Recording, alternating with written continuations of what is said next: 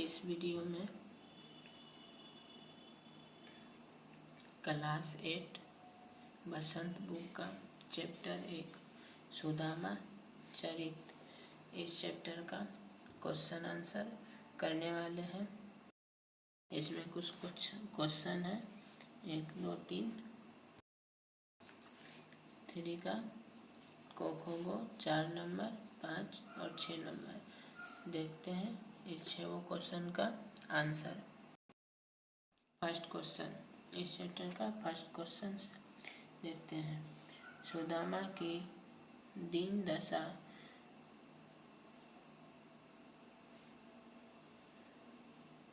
देखकर श्री कृष्ण की क्यों मनोदशा हुई, अपनी शब्दों में लिखिए। इसका आंसर, सुदामा की दीन दशा को देखकर श्री कृष्ण को अत्यंत दुख हुआ। दुख के कारण श्री कृष्ण की आंखों से आंसू धारा बहने लगी। उन्होंने सुदामा के पैरों को धोने के लिए निकले कि उनकी आंसुओं से सुदामा के पैर धुल गए। उसने कहने लगे, तुम इतने दिन कहाँ थे? नेक्स्ट क्वेश्चन, क्वेश्चन नंबर 2, इसका देखते हैं। पानी रात को हाय धयो नहीं, मनोन के जल सो पग धोए। पंक्ति के वर्जित भाव का वर्णन शब्दों में कीजिए। इसका आंसर देखते हैं। प्रस्तुत दोहे में यह कहा गया है कि श्री कृष्ण ने अपने बाल सखा सुदामा के आगमन पर उसके पैरों को धोने के लिए परात में पानी मांगवाए, परंतु सुदामा की दुर्दशा देखकर उनको इतना कष्ट हुआ कि आंसुओं से ही सुदामा के पैर धुल गए, अर्थात परात में लाया गया जल व्यर्थ हो गया। नेक्स्ट क्वेश्चन, चोरी की बान में हो जू प्रवीण, इसका को नंबर में प्रयोग पंक्ति कौन किससे कह रहा है? इसका आंसर यहाँ श्री कृष्ण अपने बल सखा सुदामा से यह कहते थे।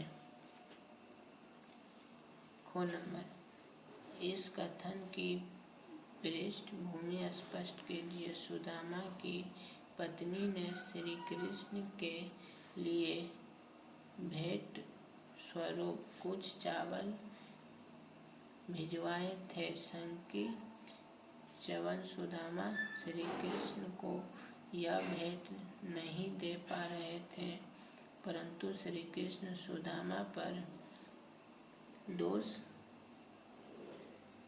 दोषारोपण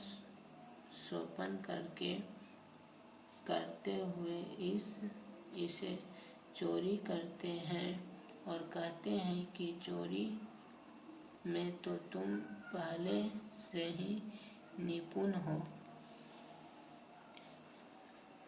अगला क्वेश्चन, गो नंबर, इस उपलम्ब शिकायत के पीछे कौन सी पौराणिक क्या है?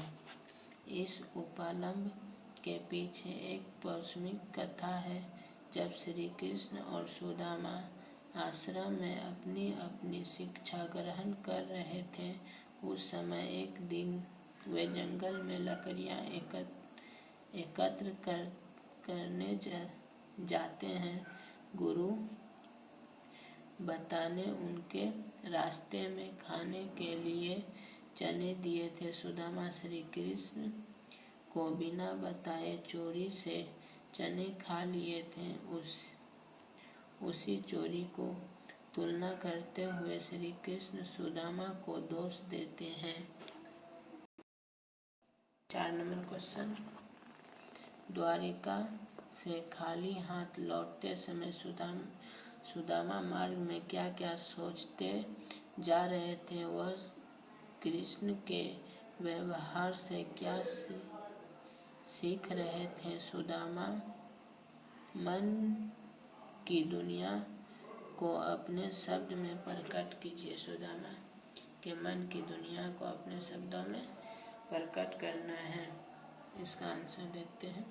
द्वारिका से खाली हाथ लौटते समय सुदामा का मन बहुत दुखी था। वे कृष्ण द्वारा अपने प्रतिक्रिया का गए व्यवहार के बारे में सोच रहे थे कि जब वे कृष्ण के पास पहुँचे तो कृष्ण ने आनंद पूर्वक उनका आतिथ्य सत्कार किया था। क्या वह सब दिखावा था? क्योंकि केवल आदर सत्कार के ही श्री कृष्ण ने सुदामा को खाली हाथ भेज दिया था। वे तो कृष्ण के पास जाना ही नहीं चाहते थे, परंतु उनकी पत्नी ने उन्हें भेज दिया। उन्हें इस बात का पछतावा भी हो रहा था कि मांगे हुए चावल भी हाथ से निकल गए और कृष्ण ने कुछ दिया भी नहीं। Next question 5 number. अपने गांव लौटकर जब सुदामा अपनी झोपड़ी नहीं खोज पाते तब उनके मन में क्या क्या विचार आए, कविता के आधार पर स्पष्ट कीजिए। द्वारिका से लौटकर सुदामा जब अपने गांव पहुँचे, वापस आए तो अपनी झोपड़ी के स्थान पर बड़े बड़े महलों को देखकर सबसे तो उसके मन भीतिम हो गए कि कहीं मैं घूम फिर कर वापस द्वारिका तो फिर से द्वारिका तो नहीं आए तथा अपनी झोपड़ी की तुरंत ढूंढ नहीं पाते हैं। इस वीडियो को यहीं तक रखते हैं। इसके आगे नेक्स्ट वीडियो में देखेंगे। थैंक यू दोस्तों।